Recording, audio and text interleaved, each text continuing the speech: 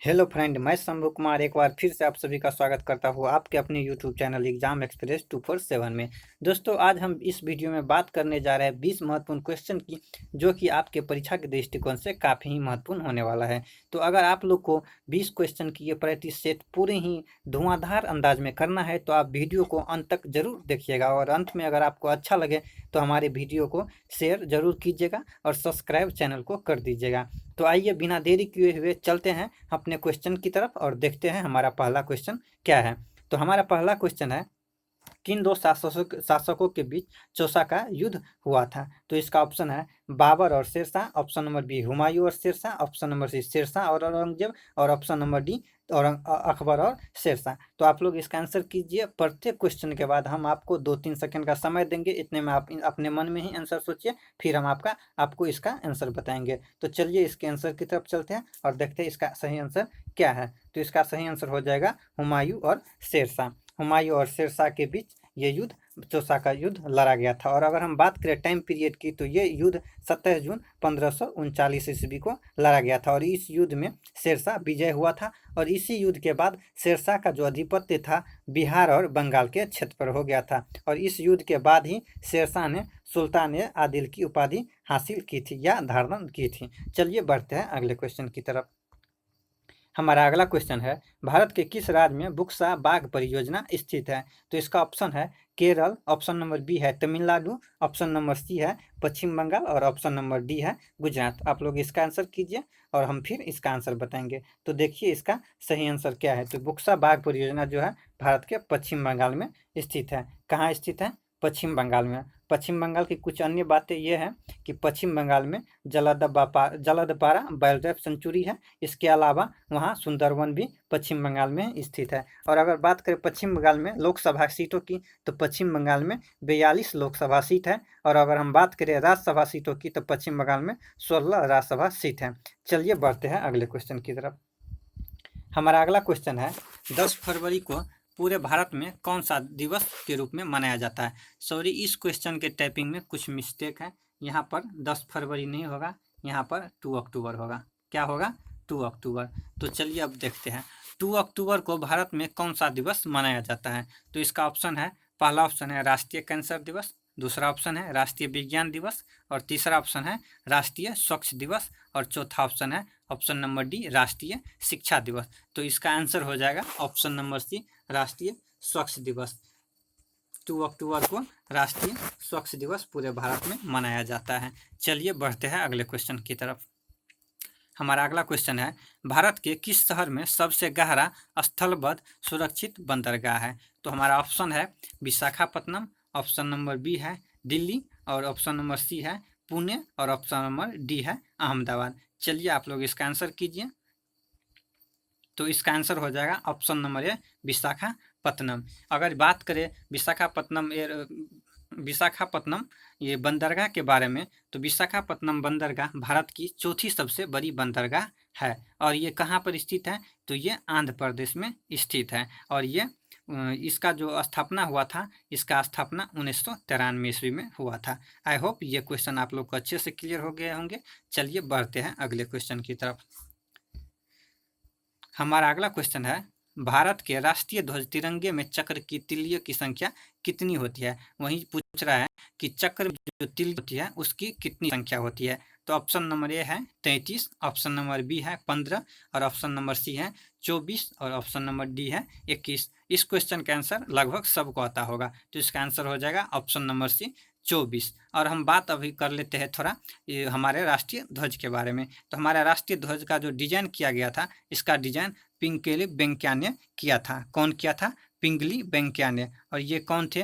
तो ये एक देशभक्त और ये कृषि वैज्ञानिक थे। चलिए बढ़ते हैं अगले क्वेश्चन की तरफ। हमारा अगला क्वेश्चन है कि किस वर्ष भारत की संविधान सभा ने राष्ट्रीय ध्वज का प्रारूप अपनाया था? ऑप्शन नंबर ए है 22 जुलाई 1947, ऑप्शन नंबर बी 15 जुलाई 1950, ऑप्शन नंबर सी 23 जुलाई 1948, और ऑप्शन नंबर डी 21 जुलाई 1948। तो इसका आंसर हो जाएगा ऑप्शन नंबर ए 22 जुलाई 1947। चलिए बढ़ते हैं अगले क्वेश्चन की तरफ। हमारा अगला क्वेश्चन है, कौन सा पक्षी पश्चिम बंगाल राज्य का राज पक्षी है? तो ऑप्शन है ए मोर, ऑप्शन नंबर बी है बाघ, ऑप्शन नंबर सी है सफ़ेद गले वाला किंगफिशर और ऑप्शन नंबर डी है हिरन। तो आप लोग इसका आंसर कीजिए। इसका आंसर हो जाएगा आपका ऑप्शन नंबर सी सफ़ेद गले वाला किंगफिशर। अब अगर हम बात करें पश्चिम बंगाल के राजकीय पशु के बारे में, तो इसका राजकीय पशु है फिश कैट। चलिए बढ़ते हैं अगले क्वेश्चन की तरफ। हमारा अगला क्वेश्चन है किस मुगल शासक ने खानवा और घाघरा का युद्ध लड़ा था? तो ऑप्शन है Babur, option number B Sikandar, option number C Porus और ऑप्शन नंबर डी हुमायूं। तो आप लोग इसका आंसर कीजिए। इसका आंसर हो जाएगा आपका ऑप्शन नंबर ए। ऑप्शन नंबर ए कौन? बाबर। अगर बात करें खानवा का युद्ध का, तो खानवा का युद्ध 17 मार्च 1527 ईस्वी में लड़ा गया था। और ये किन के बीच लड़ा गया था? तो ये राणा संघा और बाबर के बीच में लड़ा गया था और इस युद्ध में बाबर विजय रहा था। चलिए बढ़ते हैं अगले क्वेश्चन की तरफ।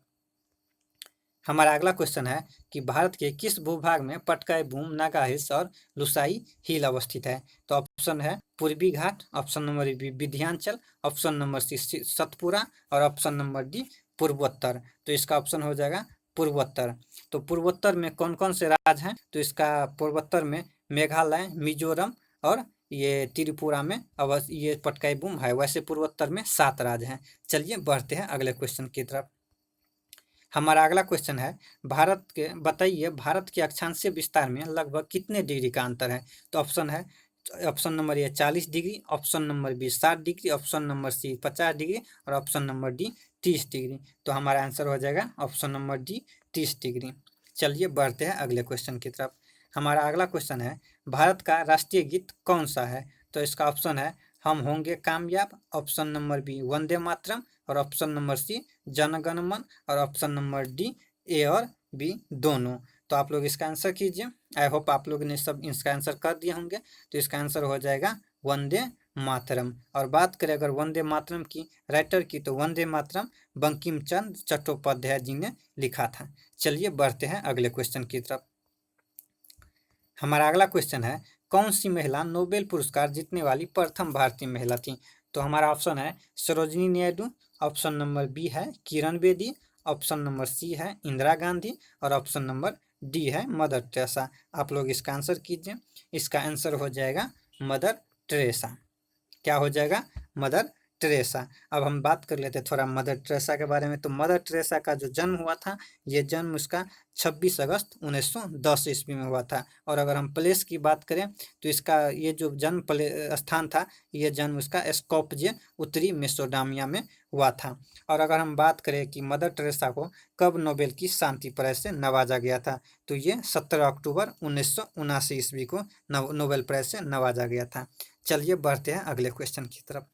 हमारा अगला क्वेश्चन है भारत का कौन सा राज्य सबसे कम जनसंख्या वाला राज्य है? तो ऑप्शन है option number A Goa, option number B Chandigarh, option number C Sikkim और ऑप्शन नंबर डी मिजोरम। तो आप लोग इसका आंसर कीजिए।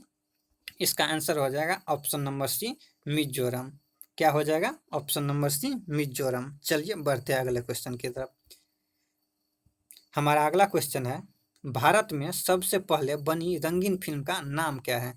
तो हमारा ऑप्शन है सीता विवाह और option number B Kishan Kanhaiya, option number C Sati Sulochana और option number D Raja Harichand. तो यहाँ पर पूछ रहा है सबसे पहले बने रंगीन फिल्म, तो इसका ऑप्शन आंसर हो जाएगा option number B Kishan Kanhaiya. लेकिन यहाँ पर किशन कन्हैया सही नहीं है, किसान कन्या होगा। यहाँ पर किसान कन्या। आप लोग ठीक कर लीजिएगा, ऑप्शन नंबर बी किसान कन्या। और बात करें अगर इस फिल्म की रिलीज की, तो ये फिल्म 8 जनवरी 1937 को रिलीज हुआ था और इस फिल्म का जो डायरेक्टर था मोती बी गिंडवानी। चलिए बढ़ते हैं अगले क्वेश्चन की तरफ। हमारा अगला क्वेश्चन है कौन सी चोटी भारत में स्थित नहीं है? तो इसका ऑप्शन है mount Everest, B Nanda Devi, सी कंचनजंगा और ऑप्शन नंबर डी है K2। तो आप सबको ये आंसर पता होगा। इसका आंसर हो जाएगा माउंट एवरेस्ट। ये नेपाल में अवस्थित है, बाकी तीनों भारत में अवस्थित है। चलिए बढ़ते हैं अगले क्वेश्चन की तरफ। हमारा अगला क्वेश्चन है, भारत के एशिया के किस भाग का हिस्सा है? मतलब पूछ रहा है भारत एशिया के किस भाग का हिस्सा है? तो इसका ऑप्शन है ए उत्तरी एशिया, बी मध्य एशिया, सी दक्षिण एशिया और डी पूर्वोत्तर एशिया। तो इसका आंसर हो जाएगा ऑप्शन नंबर सी दक्षिणी एशिया। चलिए बढ़ते हैं अगले क्वेश्चन की तरफ।